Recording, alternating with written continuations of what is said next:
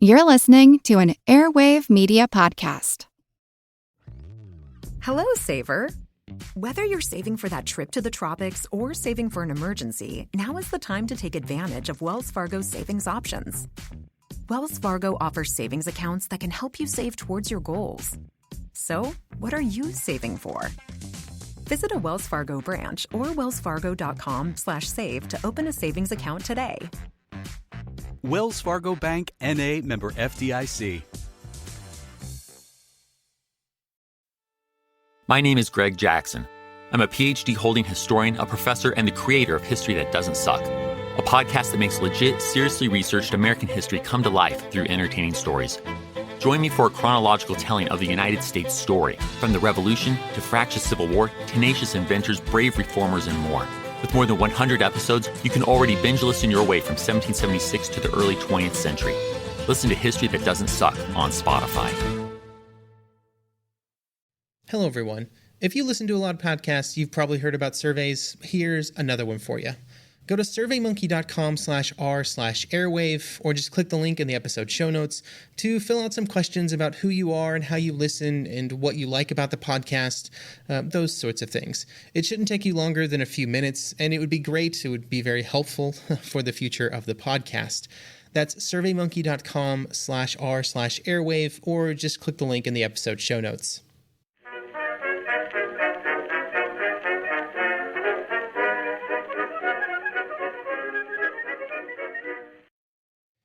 Hello, everyone, and welcome to History of the Second World War Member Episode Preview, Reichswehr Part 2. This is the sixth of the member episodes that will be released here on the main podcast feed for your listening pleasure.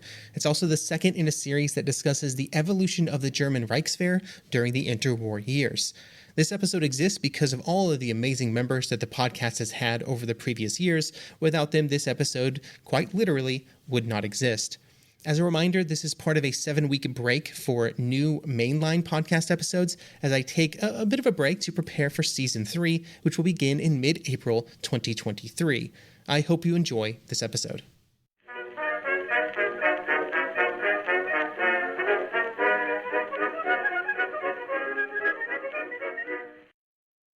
Hello, everyone, and welcome to History of the Second World War Members Episode number 9.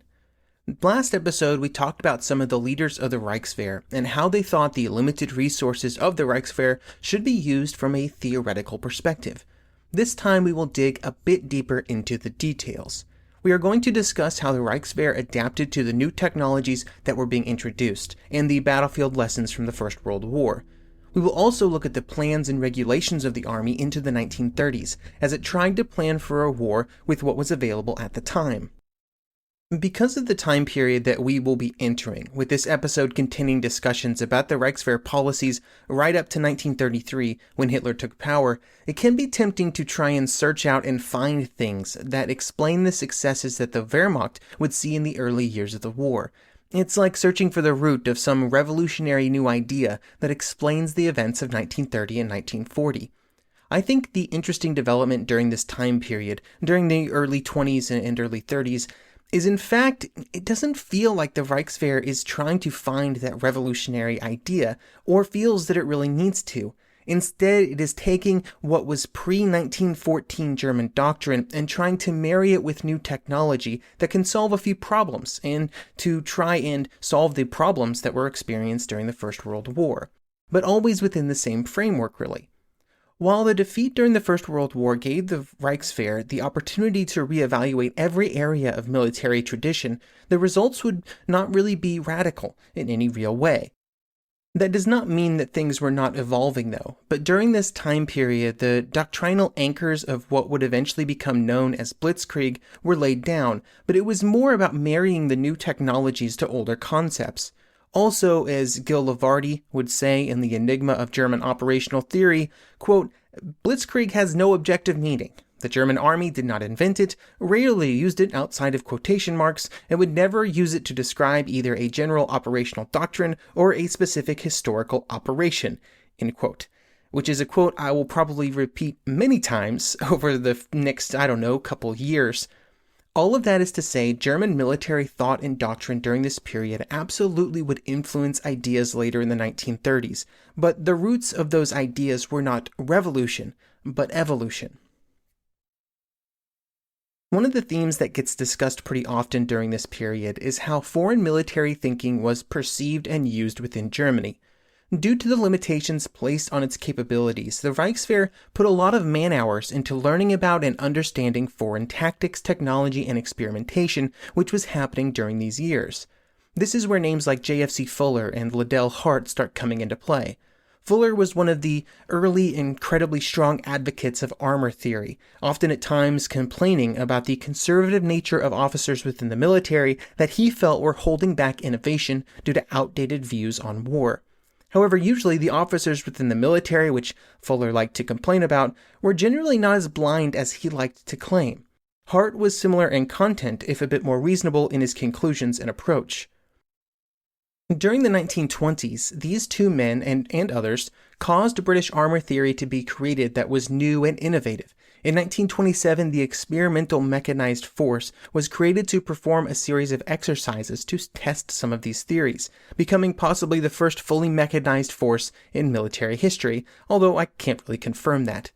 Basically, what the British Army did was take all of its mechanized assets and put them in one formation to kind of see what would happen.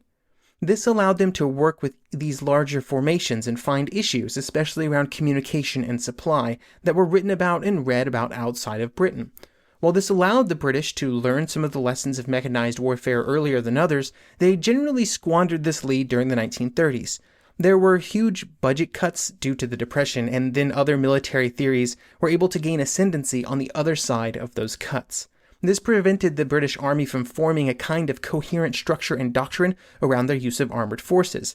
They then got stuck in the same arguments, as far as I can tell, that every other military in the world did at this time. Cavalry wanted light tanks and infantry wanted heavy tanks. Some officers thought all armor assets should be grouped together and others wanted to distribute it among all units. Every military would have these discussions during the 1920s and 30s, and the British and the Reichswehr were no different.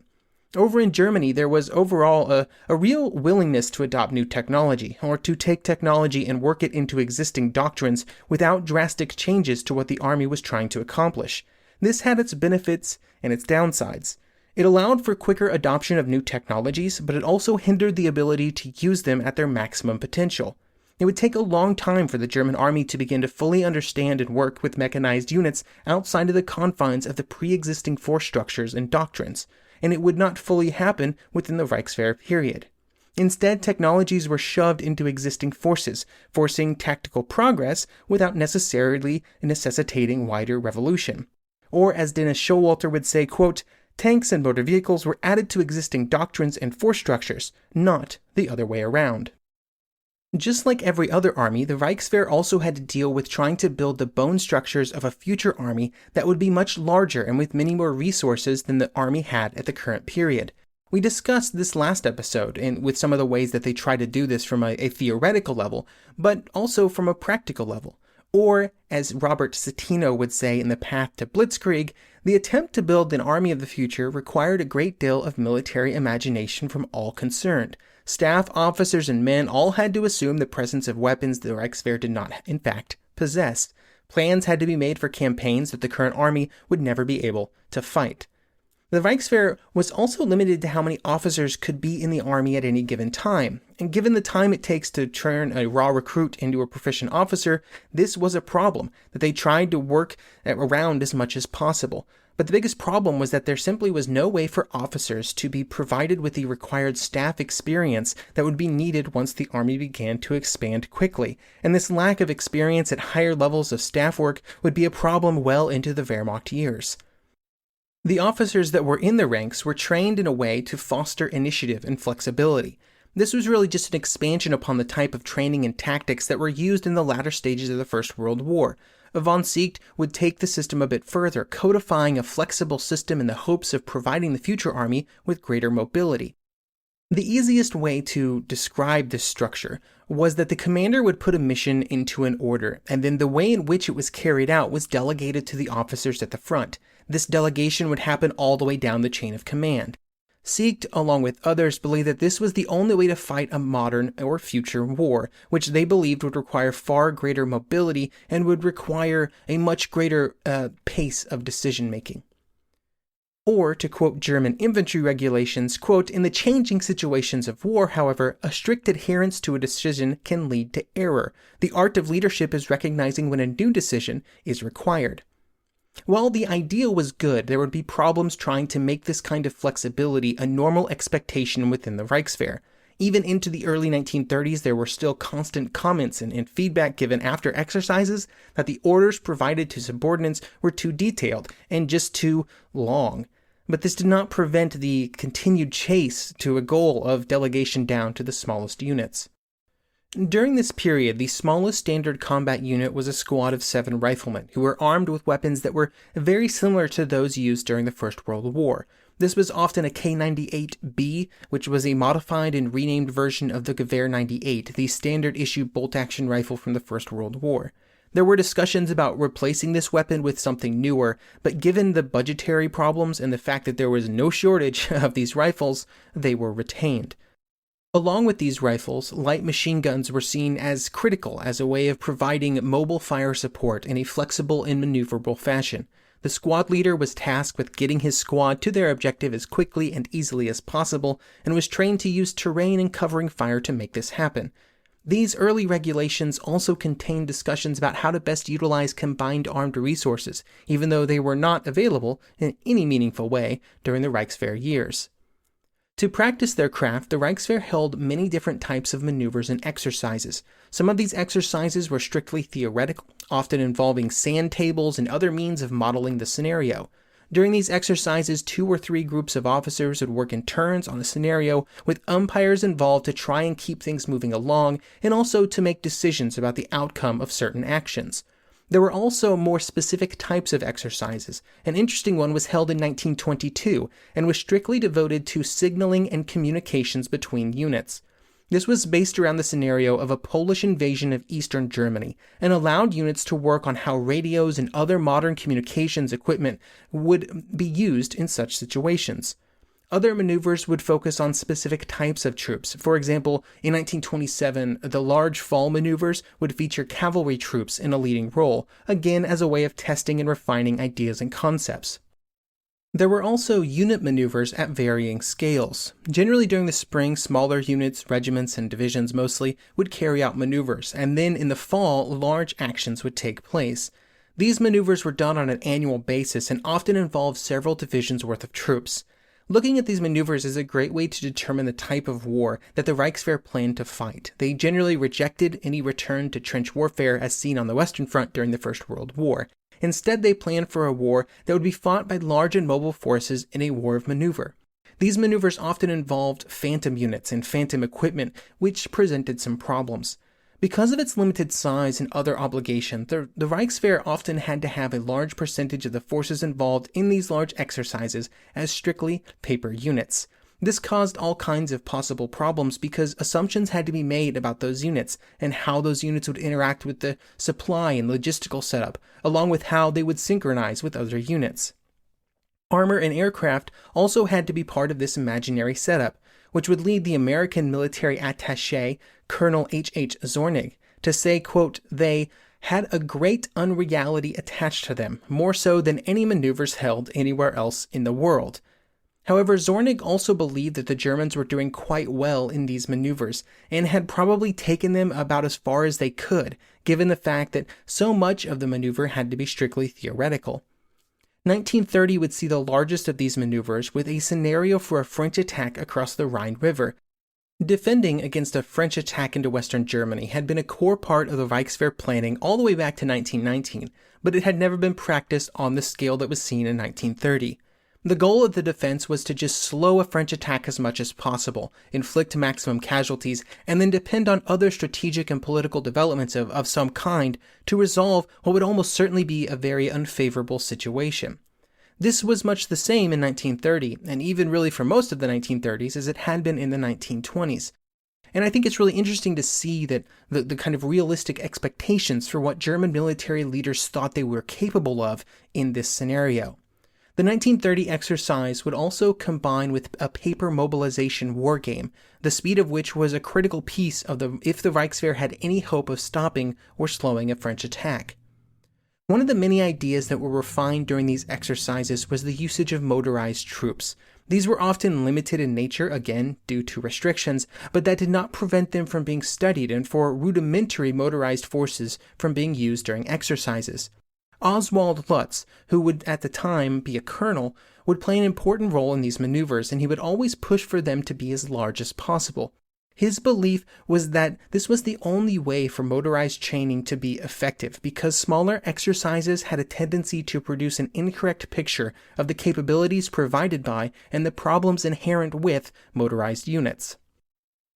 A great example of this, which would happen in 1932, was an exercise done to test the German radio networks and communication capabilities. The units used were all motorized, they were all as complete as possible, and they would attempt to recreate the demands of a large wartime operation.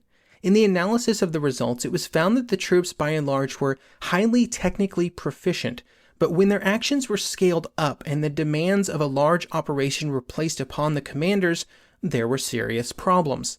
These were the types of lessons that Lutz was looking at when raising concerns about small exercises. 1932 would end up being a pretty important turning point because before that year, large mobile formations were never used in maneuvers, but they would be a fixture in the years after 1932.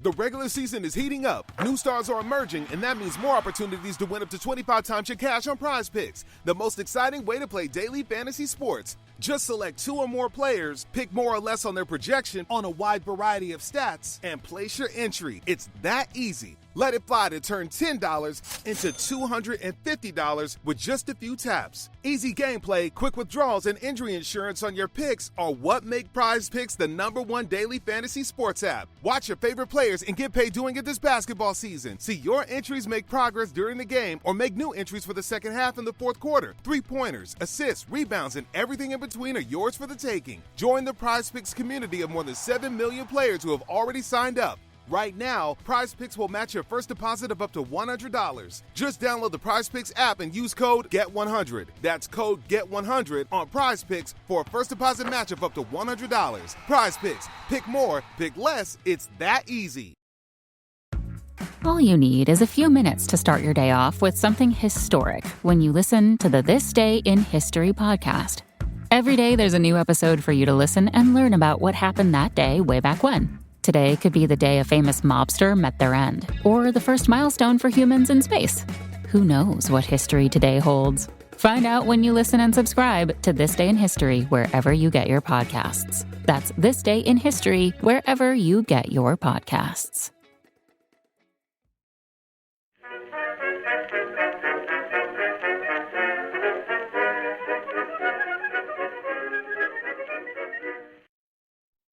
The evolution of German air doctrine during this period is somewhat interesting. They were not allowed to have military aircraft due to the Treaty of Versailles, but this did not prevent a new air service from being created in 1919 with the purpose of studying the experiences from the war. This air service would be disbanded in May 1920 after pressure mounted from the Western powers, who saw it as a breach of the Versailles Agreement. But during its existence, much of the work that was done focused on how the German air service could provide tactical support for the army during a war. And they also looked at some of the problems that they had found and improvements that could be made to the situations they had experienced during the First World War. In contrast to many other air forces at this point, there was not a huge amount of emphasis placed on how to conduct strategic air operations. Heavy bombers were certainly a feature of the studies, but they were always looked at in the role of army support weapons, generally targeting strictly military targets behind the lines like communication and transportation hubs. After the air service was disbanded, a small group of air officers would be absorbed into the Reichswehr, where they would go on to form a foundation that would be retained for future expansion. One of these officers was Helmut Wilberg, who would go on to become one of the leading German air theorists of the interwar years. He would write a series of tactical manuals during the 1920s and 30s, and then would go on to write the Conduct of Air Operations in 1935. Before 1935, all of his work had to be done secretly, as it was technically against the provisions of the treaty. A far more serious breach of the spirit of the treaty, although not necessarily technically a breach of it, were the actions that the Germans were taking in Russia. After the Rapallo Treaty was signed in 1922, the Germans would have an air complex available to them 200 miles outside of Moscow. Here, German pilots could train on military aircraft that were assembled in Russia. Several hundred Germans were stationed at the airfield from 1925 to 1933, and it provided experience for all types, not just pilots, but also ground crew and other supporting staff. This also provided a way to test new aircraft in a way that was simply impossible in Germany. The technical way that the Reichswehr tried to avoid a breach of the treaty, or that would have been used as an excuse should it ever have been discussed, was that before the officers went to the Soviet Union, they retired from the Reichswehr. Therefore, when they did travel to the Soviet Union, they were just normal German citizens, that just so happened to be spending some time in Soviet aircraft after they arrived. Then, when they returned to Germany, the German citizens, who used to be military officers, were readmitted to the Reichswehr, and wouldn't you know it, they kept their rank and seniority. All joking aside, the setup in the Soviet Union was valuable to both sides. The Soviet Union received technical knowledge, industrial assistance, financial investment, and the latest German aircraft designs, while the Germans were allowed to test and train what would become the foundations of the Luftwaffe in the 1930s. There was a similar arrangement for German armor forces, which we will be discussing next episode. In 1930, a new set of regulations would be written by General Richard Sherman, named Considerations on War Leadership and Command. He would attempt to take the experiences of the First World War and apply them to the situation of the Reichswehr at that point in time, instead of looking far into the future like most of the Reichswehr planning had during the 1920s. During the 1920s, most of the study of the First World War had resulted in a lot of discussions about how to fight a war, but without wider reconsideration of the strategic and operational context. Instead, planning was approached from the idea of establishing goals for the military and then assuming the political goals would follow along. The problem with this was that it put political consideration and, most importantly, political restraints in a secondary role. It also placed the non-operational pieces of war plans in a distant second to whatever was required to achieve the goal, even if what was needed was not yet available. Sherman's work in 1930 tried to change this by putting some emphasis on the political calculations needed in such a war. Quote, "With the commencement of hostilities, the greatest measure of responsibility falls upon the supreme leader of the armed forces, the field herr, who must fit his campaign plan, or plan of operations, into the framework established by the state leadership towards the strategic goals, which is the overthrow of the enemy forces and the annihilation of the enemy's military resources." Sherman believed that as technology advanced, industrial capabilities became more important, and as the ability to strike behind enemy lines became more practical, the political dimension of future war would be ever more important.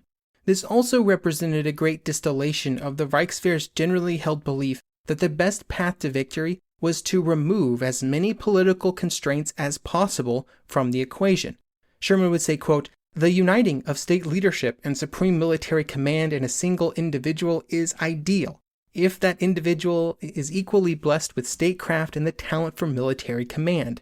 What Sherman is doing here in 1930 is he's taking the kind of thought that, the military should be above politics, that the military should just try to achieve its goals of defeating the enemy regardless of what the political realities are. And he's saying, no, we have to think about the politics. We have to think about what the political goals of a conflict are.